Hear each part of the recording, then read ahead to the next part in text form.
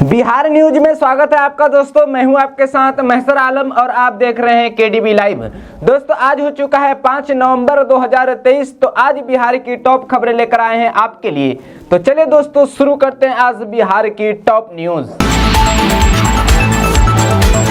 दोस्तों आज बिहार न्यूज में सबसे पहले बात कर दी कि बिहार में संचालित 1.14 लाख आंगनबाड़ी केंद्रों में तैनात करीब 2.15 लाख आंगनबाड़ी सेविका एवं सहायिका के मानदेय में बढ़ोतरी होगी। राज्य सरकार जल्द ही इस संबंध में निर्णय लेगी। समाज कल्याण विभाग ने आंगनबाड़ी सेविका एवं सहायिका के मानदेय में बढ़ोतरी किए जाने का प्रस्ताव राज्य मंत्री राज्य सरकार जल्द ही इस संबंध में निर्णय लेगी। समाज कल्याण विभाग ने आंगनबाड़ी सेविका एवं सहायिका के मानदेय में बढ़ोतरी किए जाने का प्रस्ताव राज्य मंत्री परिषद की मंजूरी के लिए भेज दिया है। विभाग के आधिकारिक सूत्रों के अनुसार राज्य सरकार द्वारा निर्णय के बाद सेविका एवं सहायिका के मानदेय में बढ़ोतरी की प्रक्रिया तुरंत शुरू कर दी जाएगी।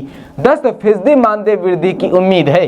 अभी सेविका को 6500 और सहायिका को 5900 रुपए मिलता है मानदेय। वर्तमान में आंगनबाड़ी सेविका को 6500 रुपए और सहायिका को 5900 रुपए मानदेय के रूप में भुगतान किया जाता है। आंगनबाड़ी केंद्रों के माध्यम से बच्चों एवं महिलाओं को पोषण युक्त खाद्य उपलब्ध करने के साथ ही कई प्रकार की सेविका एवं सहायिका प्रदान करती है। सुदूर ग्रामीण क्षेत्रों में मिनी आंगनबाड़ी केंद्र भी बनाए गए हैं जहां सेविका की तैनाती की गई है। आंगनबाड़ी सेविका एवं सहायिका 4 प्रमुख संगठनों के बैनर तले 29 सितंबर से लगातार आंदोलन कर रहे हैं। इन संगठनों में बिहार राज्य संयुक्त संघर्ष समिति, बिहार राज्य आंगनबाड़ी कर्मचारी संघ, बिहार प्रदेश आंगनबाड़ी संघ एवं बिहार राज्य आंगनबाड़ी कर्मचारी यूनियन शामिल है। जिला स्तर पर और राज्य स्तर पर इन संघों के माध्यम से मानदेय में वृद्धि, श्रम कानूनों को लागू करने के सहित अन्य मांगों को सरकार के समक्ष रखा गया है। विभागीय स्तर पर अधिकारियों के साथ संघ शिष्टमंडलों के साथ बातचीत भी हुई है।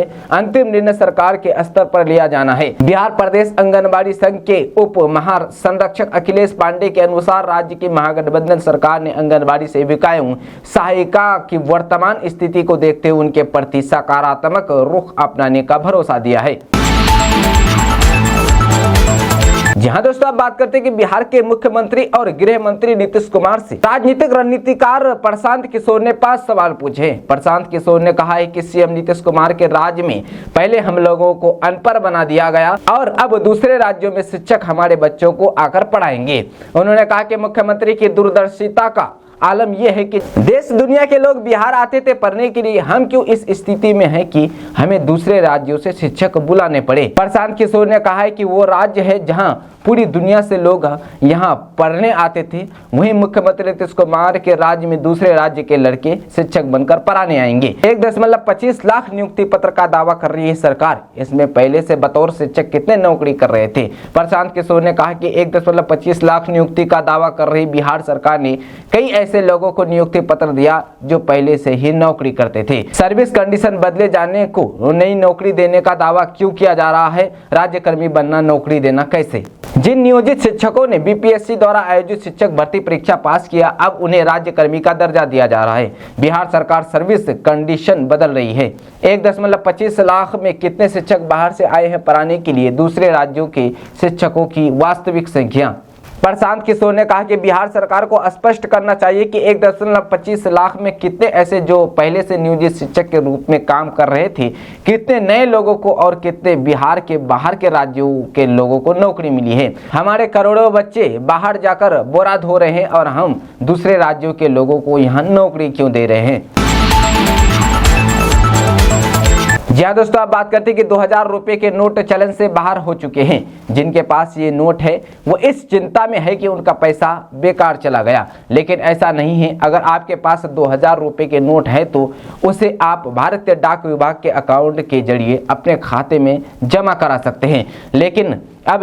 लेकिन इसके लिए आपको एक प्रक्रिया को पूरा करना होगा। वैसे तो 2000 के नोटों को बदलने की आखिरी तारीख 7 अक्टूबर भी समाप्त हो चुकी है। ऐसे में अगर अभी भी आपके पास 2000 रुपये के नोट हैं तो आप उन्हें बदल नहीं पाए तो परेशान न हो, क्योंकि अभी भी आप आरबीआई के क्षेत्र कार्यालयों में जाकर बैंक नोट को बदलवा सकते हैं। अगर आप आरबीआई के कार्यालयों के बाहर लगने वाली लंबी कतारों से बचना और बिना किसी परेशानी के 2000 के नोटों को बदलना चाहते हैं तो आरबीआई ने लोगों के लिए एक और विकल्प दिया है। इसके लिए आपको भारतीय डाक विभाग के माध्यम से बैंक खाते और नोटों की संख्या आदि विवरण वाले आरबीआई के एक फॉर्म के साथ आप 2000 रुपए के नोटों को भारतीय डाक विभाग में जमा कराना होगा। बाद में आपके द्वारा बीमित राशि को आपके खाते में क्रेडिट कर दिया जाएगा। फिलहाल इस तरह से 2000 रुपए के नोटों को बदलने की कोई समय सीमा तय नहीं की गई है। नोटों को बदलने की यह प्रक्रिया काफी सहज और सुरक्षित है।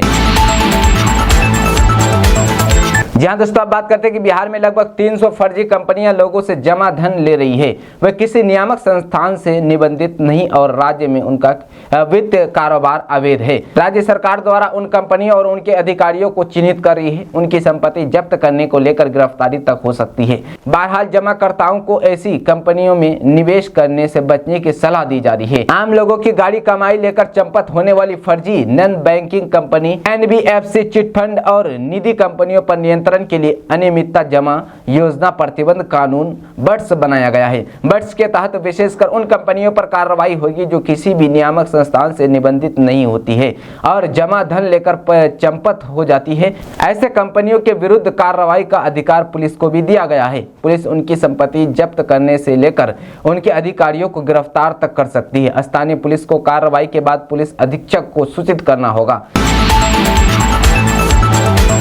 जहां दोस्तों आप बात करते हैं कि बिहार के शिक्षा मंत्री डॉक्टर चंद्रशेखर ने शनिवार 4 नवंबर को नवनियुक्त शिक्षकों से मुलाकात की। इस दौरान शिक्षा मंत्री ने भारतीय जनता पार्टी पर जमकर निशाना साधा। कहा कि अभी तक हम लोगों ने 1,20,000 शिक्षकों को नियुक्ति की है। अगले चरण में भी 1,10,000 शिक्षकों को नियुक्ति करना है, उसकी भी प्रक्रिया शुरू हो गई है। शिक्षा मंत्री ने कहा कि हम लोगों ने जो वादा किया था युवाओं को सरकारी नौकरी देंगे वो भी पक्की है। इस पर काम कर रहे हैं, आगे भी ये काम होते रहेगा। मुख्यमंत्री नीतीश कुमार और उप मुख्यमंत्री तेजस्वी यादव के नेतृत्व में बिहार सरकार युवाओं को नौकरी दे रही है। इसको लेकर भाजपा के नेताओं में बेचैनी है। वो कितना भी बेचैन हो कोई फर्क नहीं पड़ने वाला है। युवा जान रहे हैं कि उनका भविष्य कहां है और कौन किसके लिए काम कर रहे हैं। शिक्षा मंत्री ने कहा कि भाजपा के लोग अपनी बात नहीं करते हैं। सालाना 2 करोड़ नौकरी देने का वादा किया था, वह कहां गया। जहां दोस्तों आप बात करते हैं कि प्रधानमंत्री नरेंद्र मोदी आज छत्तीसगढ़ के दुर्ग में चुनाव प्रचार के दौरान बड़ा ऐलान किया है। उन्होंने कहा कि प्रधानमंत्री गरीब कल्याण अन्न योजना के तहत अगले 5 साल तक के लिए गरीब को मुफ्त राशन मिलते रहेंगे। जनसभा को संबोधित करते हुए प्रधानमंत्री नरेंद्र मोदी ने कहा कि मैं निश्चय कर लिया है कि देश के 80 करोड़ गरीबों को मुफ्त राशन देने वाली योजना को भाजपा सरकार अब अगले 5 साल के लिए और बढ़ाएगी। आपका ये प्यार और आशीर्वाद मुझे हमेशा पवित्र निर्णय करने की ताकत देता है। प्रधानमंत्री गरीब कल्याण अन्न योजना के तहत गरीब नागरिकों को 5 किलो गेहूं या चावल मुफ्त में मिलता है। इसकी घोषणा 30 जून 2020 को की गई थी। इस योजना के तहत पहले दिसंबर 2023 तक के लिए इसे बढ़ाया था। अब पीएम मोदी ने चुनाव प्रचार के दौरान अगले 5 साल के लिए इसे लागू रखने की बात कही है। क्या है प्रधानमंत्री गरीब कल्याण योजना? प्रधानमंत्री गरीब कल्याण योजना पैकेज गरीबों के लिए 1.70 लाख करोड़ रुपए का एक व्यापक राहत पैकेज है ताकि उन्हें कोरोना वायरस के खिलाफ लड़ाई लड़ने में मदद मिल सके। इसकी घोषणा मार्च 2020 में की गई थी ताकि सबसे गरीब लोगों तक भोजन और पैसा पहुंचाया जा सके, ताकि उनके आवश्यक आपूर्ति खरीदने और आवश्यक जरूरतों को पूरा करने में कठिनाइयों का सामना करना पड़े। जहां दोस्तों आप बात करते हैं कि बिहार में खेती करने वाले किसानों के लिए बड़ी खबर आ रही है। ताजा रिपोर्ट के मुताबिक बिहार में किसानों के लिए नीतीश सरकार ने बड़ा फैसला लिया है। किसानों को अब फ्री में बिजली का कनेक्शन उपलब्ध कराया जाएगा, जिससे खेती करने में आसानी होगी। खबर के अनुसार नीतीश कैबिनेट की हुई बैठक में मुख्यमंत्री कृषि विद्युत संबंध योजना के तहत किसानों को सिंचाई के लिए निःशुल्क बिजली कनेक्शन उपलब्ध कराने की स्वीकृति दी गई है। इसके लिए सरकार के द्वारा करोड़ों रुपए की राशि जारी की गई है। बता दें कि सरकार ने किसानों को फ्री बिजली कनेक्शन देने के लिए 21 अरब 90 करोड़ 75 लाख रुपए की स्वीकृति दी है। इससे राज्य के किसानों को फ्री बिजली का कनेक्शन दिया जाएगा। जिससे कि किसानों को खेती की सिंचाई करने में सुविधा होगी। दरअसल बिहार में बहुत से किसानों के पास खेती के लिए बिजली का कनेक्शन नहीं है, जिसके कारण किसानों को खेतों की सिंचाई करने में दिक्कत होती है। लेकिन अब बिहार के किसान खेती की सिंचाई के लिए फ्री में बिजली का कनेक्शन ले सकते हैं। जी हाँ दोस्तों, आप बात करते हैं कि बिहार में 2023 के पहले 8 महीने में 5,958 बच्चे गुमशुदा पाए गए हैं। इनमें सबसे सर्वाधिक 5,117 लड़कियां और 841 लड़के हैं। भारत सरकार के वेब पोर्टल पर इनसे संबंधित जानकारियां दर्ज की गई है। बिहार पुलिस ने पोर्टल पर दर्ज इन गुमशुदा बच्चों की पड़ताल के बाद इनमें 2,416 लड़कियां और 383 लड़के सहित 2,799 बच्चों को ढूंढ निकाला है। अब भी पोर्टल पर दर्ज लापता 3,145 बच्चों की बरामदगी का प्रयास किया जा रहा है। बिहार पुलिस के एडीजी मुख्यालय जितेंद्र सिंह गंगवार ने बताया कि track the missing child dot गुमशुदा अपहरण व बरामद बच्चों से संबंधित डेटा अपलोड किया जाता है। राष्ट्रीय स्तर पर इसके लिए चाइल्ड लाइन 1098 कार्यक्रम बनाया गया है और भारत सरकार के महिला एवं बाल विकास मंत्रालय के अधीन चाइल्ड लाइन इंडिया फाउंडेशन इस कार्यक्रम का संचालन करती है। इसके द्वारा देखभाल एवं संरक्षण की आवश्यकता वाले बच्चों को 24 घंटे सुरक्षा एवं संरक्षण देने का काम किया जाता है।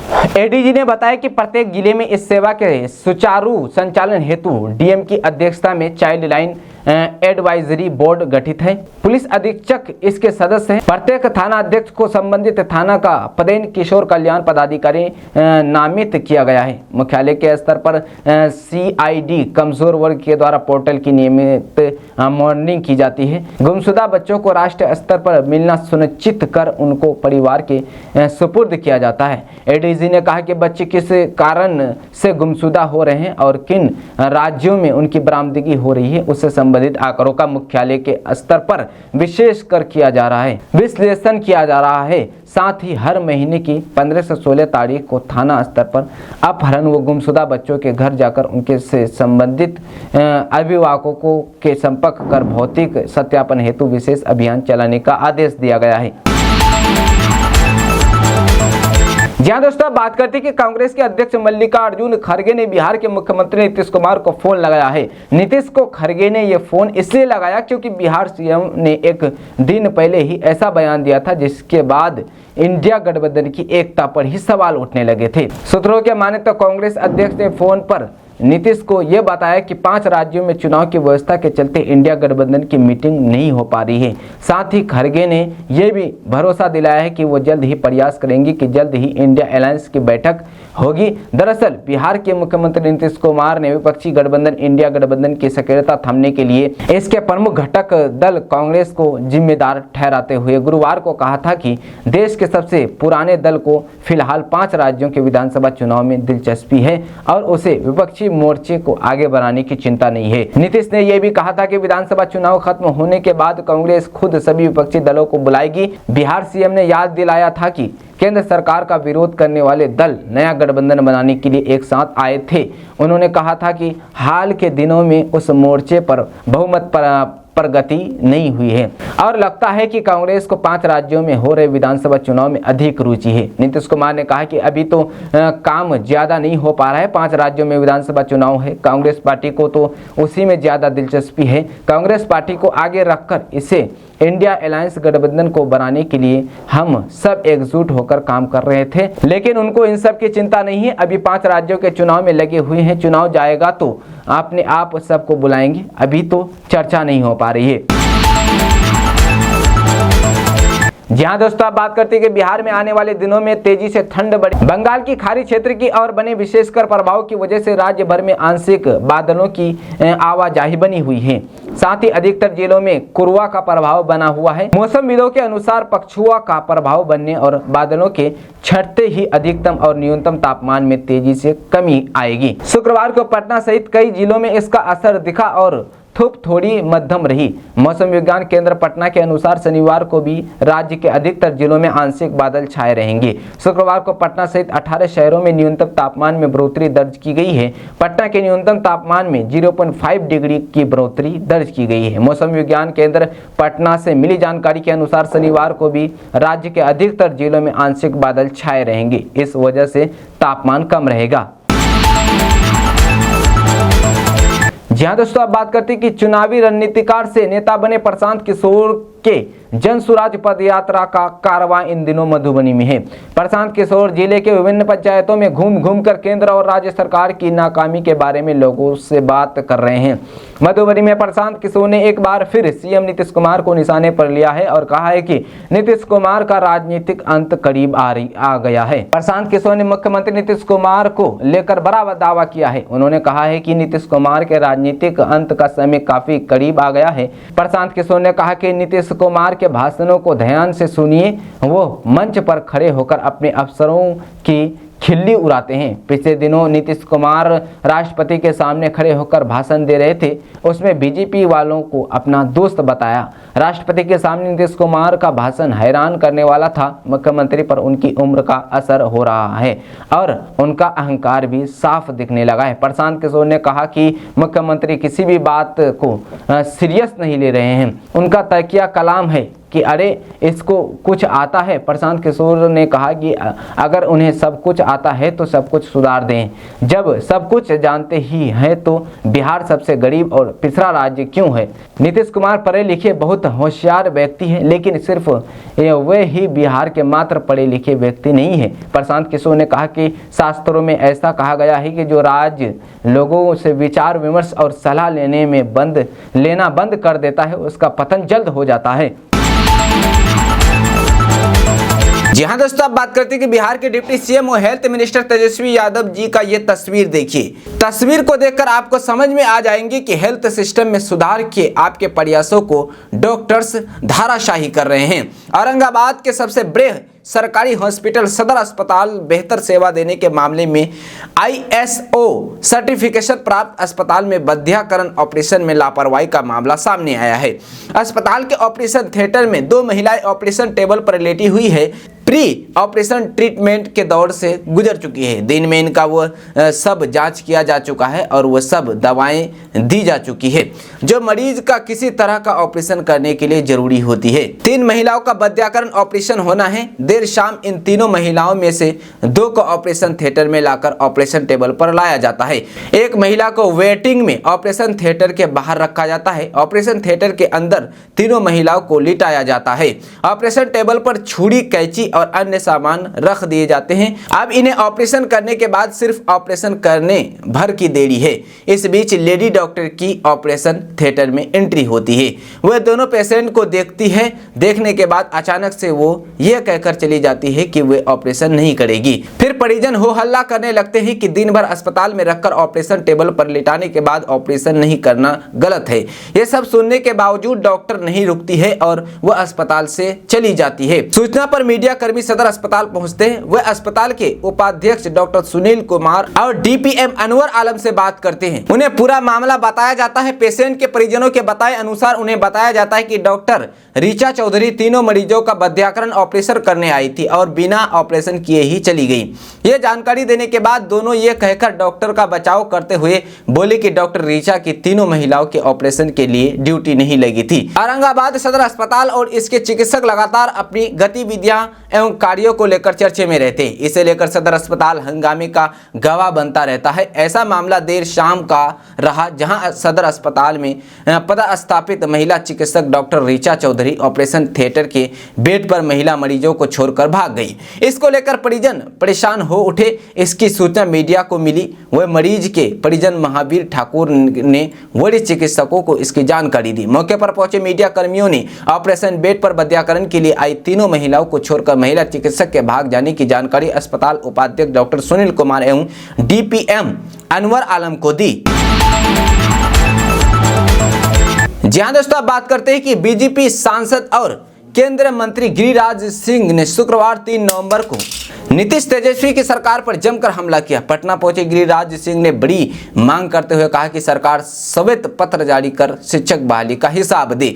गिरिराज सिंह ने कहा कि शिक्षक संघ से लेकर आम लोग कह रहे हैं कि शिक्षकों की नियुक्ति में नीतीश तेजस्वी की सरकार ने बिहार के लोगों की आंख में धूल झोंकने का काम किया है। शिक्षक नियुक्ति पर उठ रहे सवाल पर केंद्रीय मंत्री गिरिराज सिंह ने कहा कि 30 से 35 हजार लोगों को रोजगार दिया गया है। पुरानी शराब और बोतल नहीं कर दी गई है। बाहर के लोगों को बिहार में नौकरी दी गई है। बिहार सरकार इस पर श्वेत पत्र जारी करे। सरकार बताए कि बाहर के कितने लोग हैं और कितने पुराने शिक्षक हैं। सरकार को श्वेत पत्र जारी करना चाहिए, भूल भुलैया की तरह नहीं करना चाहिए। दरअसल बीपीएससी की ओर से परीक्षा लेकर बिहार में 1,20,336 शिक्षकों की नियुक्ति हुई है। इनमें प्राथमिक, माध्यमिक और उच्च माध्यमिक के शिक्षक शामिल हैं। नीतीश कुमार और तेजस्वी यादव ने गुरुवार को पटना के गांधी मैदान में 25,000 से अधिक शिक्षकों को नियुक्ति पत्र सौंपा। इस बहाली को लेकर से विपक्ष के नेता लगातार सवाल उठा रहे हैं। अब केंद्रीय मंत्री गिरिराज सिंह ने बड़ी मांग की है। उधर टीएमसी सांसद महुआ मोइत्रा द्वारा एथिक्स कमेटी के चेयरमैन पर गलत आरोप लगाने पर गिरिराज सिंह ने कहा, एथिक्स कमेटी के चेयरमैन अनुसूचित समाज के हैं और ये एलिट क्लास के हैं, तो ये गाली दे दे और जो मन हो सो कह दे। वहीं केजरीवाल को ईडी के समन को लेकर हो रही सियासत पर गिरिराज सिंह ने कहा कि शुरू से ही लोग कहते थे कि देश में एक ही मुख्यमंत्री है जिनके पास कोई विभाग नहीं है और उप मुख्यमंत्री का एडमिनिस्ट्रेशन इतना सख्त है कि केजरीवाल के बगैर उनका कोई मंत्रिमंडल का सदस्य खास तक नहीं सकता। ईडी बिना मतलब किसी को समन नहीं भेजती है। जी हाँ दोस्तों, आप बात करते हैं कि बिहार में बेखौफ होते खनन माफिया के मामले पर बीजेपी सांसद और पूर्व उप मुख्यमंत्री सुशील कुमार मोदी ने बिहार की महागठबंधन सरकार को घेरा है। उन्होंने कहा कि बिहार में बालू माफिया को राजद जदयू का संरक्षण प्राप्त है, इसलिए नीतीश सरकार इन पर लगाम लगाने में पूरी तरह विफल है। सुशील मोदी ने कहा कि लालू और बालू का पुराना रिश्ता राजद की सत्ता में आने से बालू माफिया के दुस्साहस में बदल गया है। इसलिए इस सरकार के 14 महीने में गैंगवार पुलिस और खनन विभाग के अधिकारियों पर हमले की 50 से अधिक घटनाओं में 2 दर्जन लोग मारे जा चुके हैं। गैंगवार में हजारों राउंड गोली चल चुकी है और 2 दर्जन पोकलेन मशीनें फूंकी जा चुकी है। सुशील कुमार मोदी ने कहा कि राजद के पूर्व विधायक अरुण यादव और सुभाष यादव बड़े बालू माफिया हैं। इन्होंने ही एक दिन में राबड़ी देवी के 8 फ्लैट खरीदे थे। उन्होंने कहा कि अवैध बालू खनन और 250 करोड़ रुपए की राजस्व चोरी के मामले में जिस ब्रांड सन्स कंपनी पर ईडी ने छापा मारा उसके मालिक सुभाष यादव है। ईडी इसी मामले में जदयू के विधान पार्षद राधाचरण सेठ को गिरफ्तार कर पहले ही पूछताछ कर चुकी है। कैग के रिपोर्ट के अनुसार बालू माफिया ने 1 वर्ष में 355 करोड़ की हेराफेरी की है। उन्होंने कहा कि जब राजद और जदयू की पूरी सरकार बालू शराब माफिया से मिली है हो तो तब ड्रोन कैमरे की निगरानी और अलग खनन शस्त्र बल बनाने जैसे बातें कौन लागू करेगा।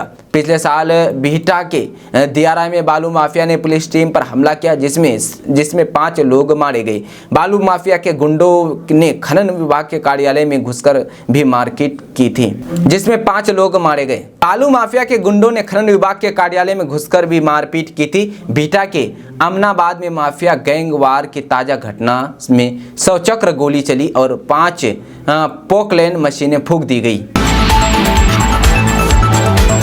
जहां दोस्तों आप बात करते हैं कि बीपीएससी द्वारा नियुक्त शिक्षकों को पटना जिले में स्कूलों से टैग करने की प्रक्रिया शुरू कर दी गई है। जिले में नियुक्त शिक्षकों का प्रशिक्षण कार्य पूरा कर लिया गया है। पटना जिले में कुल 4,822 शिक्षक नियुक्त किए गए हैं। जिला शिक्षा पदाधिकारी अमित कुमार ने बताया कि प्रशिक्षण समाप्त होने के बाद शिक्षकों को विभिन्न स्कूलों से टैग किया जाएगा। इसके बाद शिक्षकों को स्कूलों में पदस्थापित किया जाएगा। स्कूलों में पदस्थापित होने की सूचना उनको समय रहते दे दी जाएगी। वहीं वैसे शिक्षक जिनका प्रशिक्षण पूरा नहीं हुआ है वो निर्धारित केंद्र पर प्रशिक्षण प्राप्त करेंगे और जिनका प्रशिक्षण पूरा हो गया है। जानकारी के अनुसार नवनियुक्त सभी विद्यालय अध्यापकों को ग्रामीण क्षेत्रों के विभिन्न स्कूलों में टैग या औपबंधिक पदस्थापन की जा रही है। ये सारी पदस्थापनाएं तैयार किए गए सॉफ्टवेयर के जरिए की जा रही है। यह वही सॉफ्टवेयर होगा जिसके जरिए शिक्षकों को अंतिम रूप से स्कूल आवंटित किए जाएंगे। दरअसल इन सभी नव शिक्षकों और स्कूलों से जुड़े आंकड़े सॉफ्टवेयर में अपलोड किए जा चुके हैं। आधिकारिक सूत्रों के अनुसार संभावना ये भी बताई जा रही है कि आवासीय प्रशिक्षण के बाद संबंधित नव शिक्षकों को उन्हें ग्रामीण स्कूलों में अंतिम रूप से पदस्थापित किया जा सकता है। हालांकि इस मामले में अभी आधिकारिक तौर पर कुछ भी नहीं कहा गया है। कुल मिलाकर 6 से 10 नवंबर के बीच सभी नवनियुक्त शिक्षकों को ग्रामीण स्कूलों में टैग या उन्हें औपबंधिक रूप में स्कूलों में नियुक्त कर दिया जाएगा। इधर शिक्षा विभाग ने नवनियुक्त अध्यापकों को साफ कर दिया है कि शैक्षणिक और प्रशैक्षणिक दस्तावेजों की जांच के बाद अथवा परिवीक्षा अवधि समाप्ति या सेवा संतुष्टि के बाद कार्य में हित में आपको कभी भी हस्तांतरित किया जा सकता है। विद्यालय या किसी अन्य जिले के विद्यालय में भी पदस्थापित किया जा सकता है। शिक्षा विभाग ने ये सारी शर्तें नवनियुक्त शिक्षकों के औपबंधिक नियुक्ति पत्र में दर्ज करा दी है। उन्हें जरूरत पड़ने पर किसी भी जिले के विद्यालय में भेजा जा सकता है। औपबंधिक नियुक्ति पत्र में इसके अलावा कई अहम शर्तों का उल्लेख कर दिया गया है। जी हाँ दोस्तों, अब बात करते हैं कि बिहार में शिक्षा व्यवस्था की सेहत सुधारने के लिए विभाग के अपर मुख्य सचिव के पाठक जोर शोर से लगे हुए हैं। शुक्रवार 3 नवंबर को के पाठक अचानक गया जिला शिक्षा एवं प्रशिक्षण संस्थान डाइट पहुंच गए। इस दौरान गया के डीएम डॉक्टर त्यागराजन, SMRDD और जिला शिक्षा पदाधिकारी सहित कई अधिकारी मौजूद रहे। के पाठक ने सबसे पहले क्लासरूम का निरीक्षण किया। निरीक्षण के क्रम में डाइट के प्रिंसिपल की जमकर क्लास लगाई। डाइट परिसर में अनगिनत शौचालय देख के पाठक पूछ बैठे, यहाँ कमरे और छात्र से ज्यादा तो शौचालय बने हैं। इस पर बताया गया कि पितृपक्ष मेले के दौरान तीर्थ यात्रियों को ठहरने की यहाँ व्यवस्था की गई थी। उसी दौरान शौचालय का निर्माण कराया गया था। इस पर उन्होंने कहा कि पितृपक्ष मेला कब का खत्म हो चुका है, इतने शौचालय को यहाँ से हटवाइए। स्कूल भवन के पीछे नालियों के ऊपर उगे झाड़ियों की ओर आगे गए। उसके बाद डाइट के प्रिंसिपल को बुलाया, कहा कि अंदर आइए,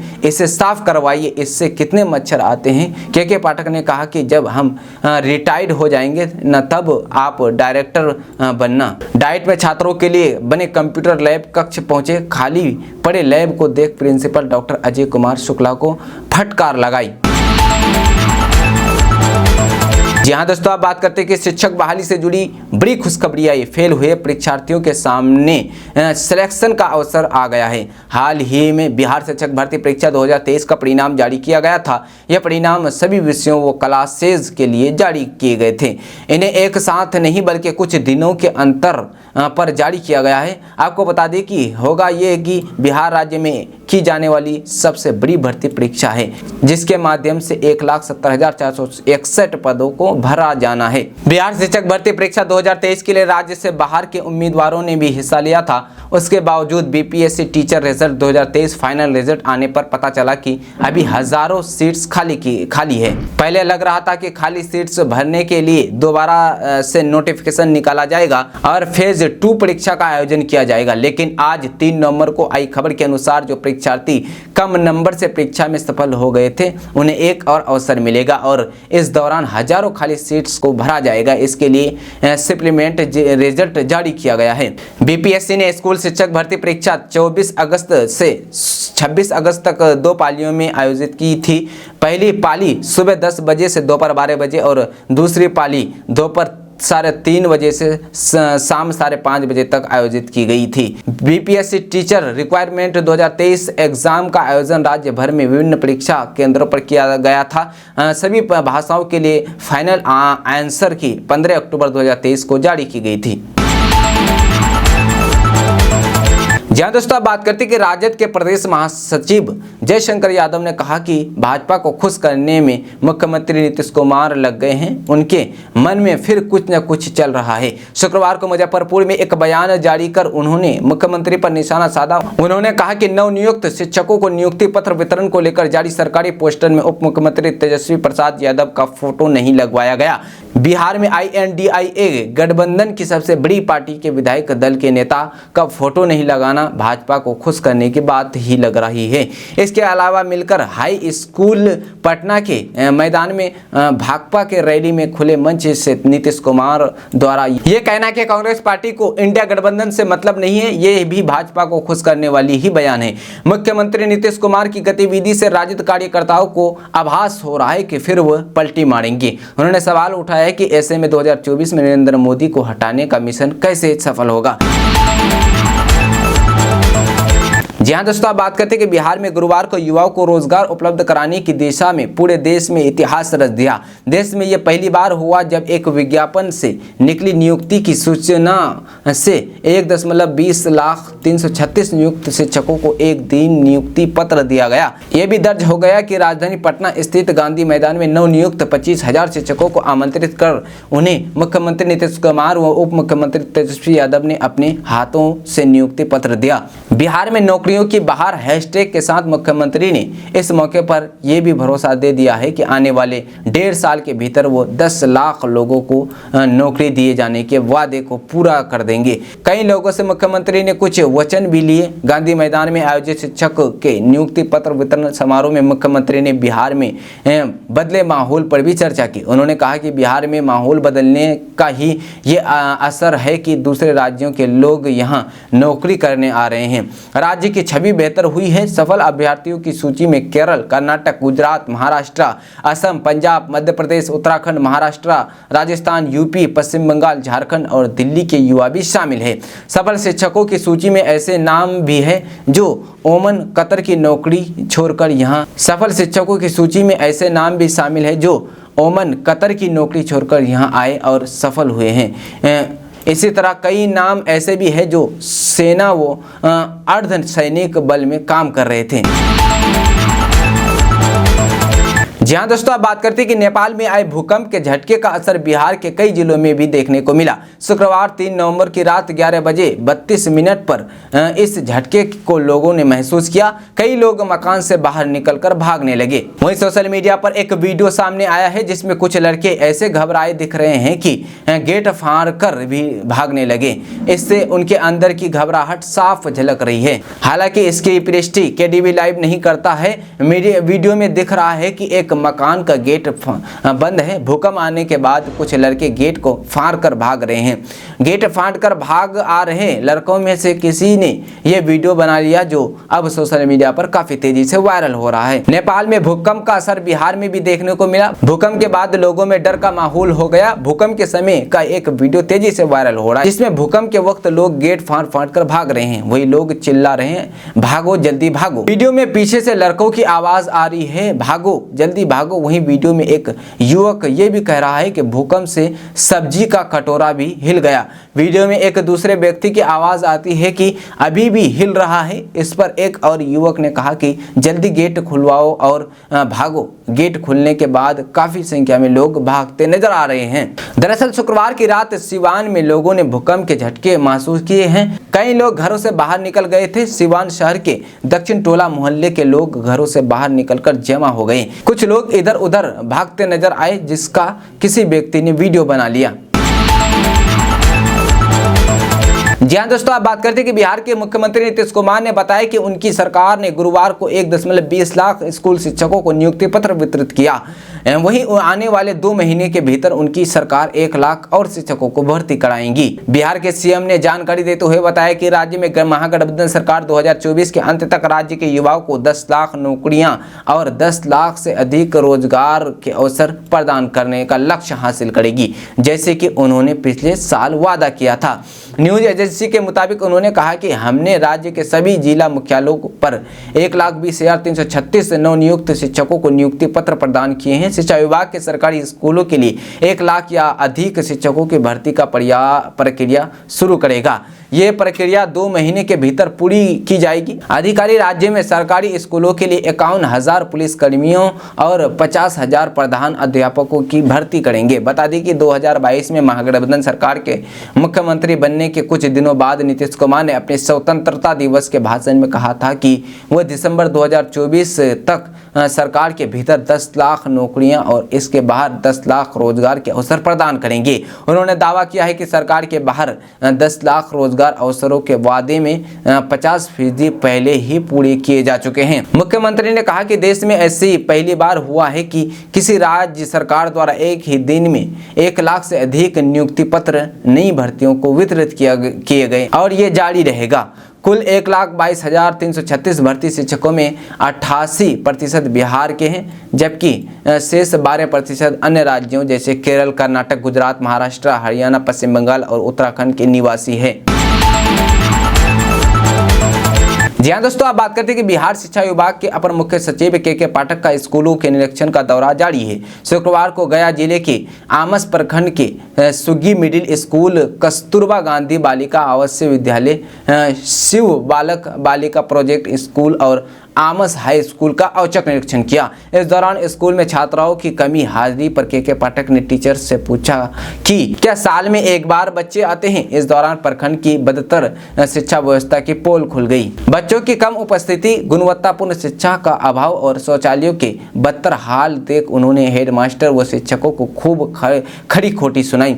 साथ ही शैक्षणिक व्यवस्थाओं में सुधार लाने की कड़ी हिदायत भी दी। कहा कि हर हाल में बच्चों की उपस्थिति 75% चाहिए। जो बच्चे स्कूल नहीं आ रहे हैं उनके अभिभावकों को संपर्क करें। इसके बाद भी पढ़ने नहीं आते हैं तो नाम काट कर हटाएं। शिक्षा व्यवस्था में किसी तरह की गड़बड़ी बर्दाश्त नहीं की जाएगी। सब पढ़े सब बड़े के तर्ज पर काम करने का निर्देश शिक्षकों को दिया है।